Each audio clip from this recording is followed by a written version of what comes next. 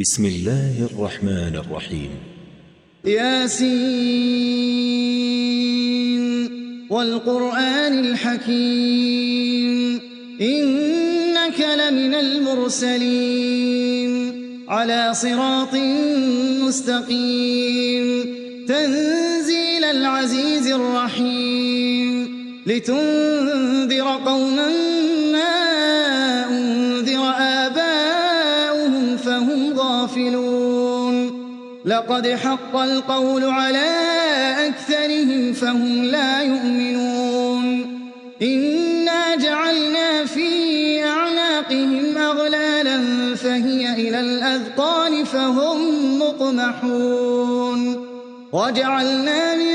بين أيديهم سدا ومن خلفهم سدا فأغشيناهم فهم لا يبصرون وسواء عليهم أنذرتهم أم لم تنذرهم لا يؤمنون إنما تنذر من اتبع الذكر وخشي الرحمن بالغيب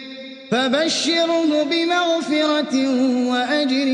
كريم إنا نحن نحيي الموتى ونكتب ما قدموا وآثارهم وكل شيء أحصيناه في إمام مبين واضرب لهم مثلا أصحاب القرية إذ جاءها المرسلون إذ أرسلنا إليهم 2 فكذبوهما فعززنا بثالث فقالوا إنا إليكم مرسلون قالوا ما أنتم إلا بشر مثلنا وما أنزل الرحمن من شيء إن أنتم إلا تكذبون قالوا ربنا يعلم إنا إليكم لمرسلون وما علينا إلا البلاغ المبين قالوا إنا تطيرنا بكم لئن لم تنتهوا لنرجمنكم وليمسنكم منا عذاب أليم قالوا طائركم معكم أئن ذكرتم بل أنتم قوم مسرفون وجاء من أقصى المدينة رجل يسعى قال يا قوم اتبعوا المرسلين اتبعوا من لا يسألكم أجرا وهم مهتدون وما لي لا أعبد الذي فطرني وإليه ترجعون أأتخذ من دونه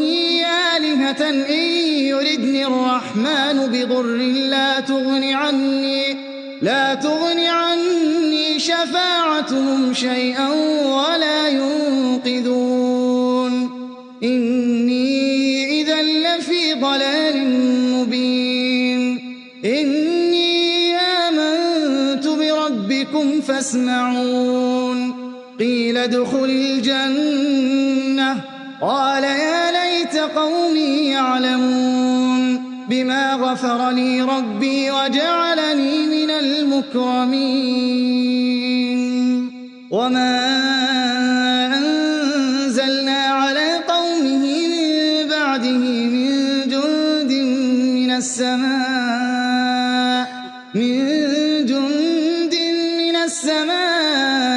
وما كنا منزلين إن كانت إلا صيحة واحدة فإذا هم خامدون يا حسرة على العباد ما يأتيهم من رسول إلا كانوا به يستهزئون ألم يروا كم أهلكنا قبلهم من القرون أنهم إليهم لا يرجعون وإن كل لما جميع لدينا محضرون وآية لهم الأرض الميتة أحييناها وأخرجنا منها حبا فمنه يأكلون وجعلنا فيها جنات من نخيل وأعناب وفجرنا فيها من العيون ليأكلوا من ثمره وما عملته أيديهم أفلا يشكرون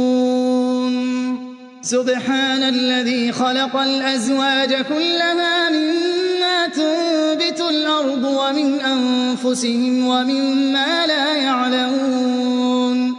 وآية لهم الليل نسلخ منه النهار فإذا هم مظلمون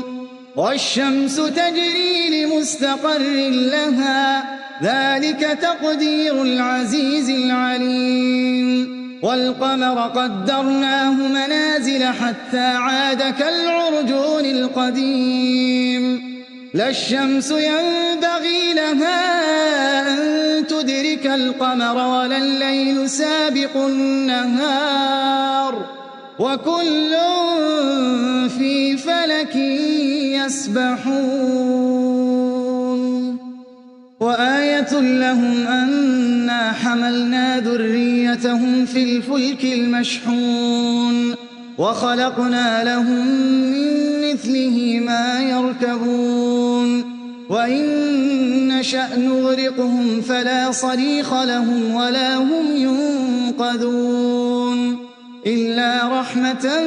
منا ومتاعا إلى حين وإذا قيل لهم اتقوا ما بين أيديكم وما خلفكم لعلكم ترحمون وما تأتيهم من آية من آيات ربهم إلا كانوا عنها معرضين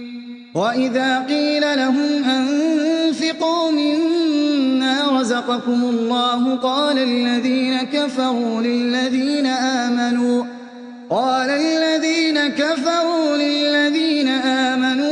أنطعم من لو يشاء الله أطعمه إن أنتم إلا في ضلال مبين ويقولون متى هذا الوعد إن كنتم صادقين ما ينظرون إلا صيحة واحدة تأخذهم وهم يخصمون فلا يستطيعون توصية ولا إلى أهلهم يرجعون ونفخ في الصور فإذا هم من الأجداث إلى ربهم ينسلون قالوا يا ويلنا من بعثنا من مرقدنا هذا ما وعد الرحمن وصدق المرسلون إن كانت إلا صيحة واحدة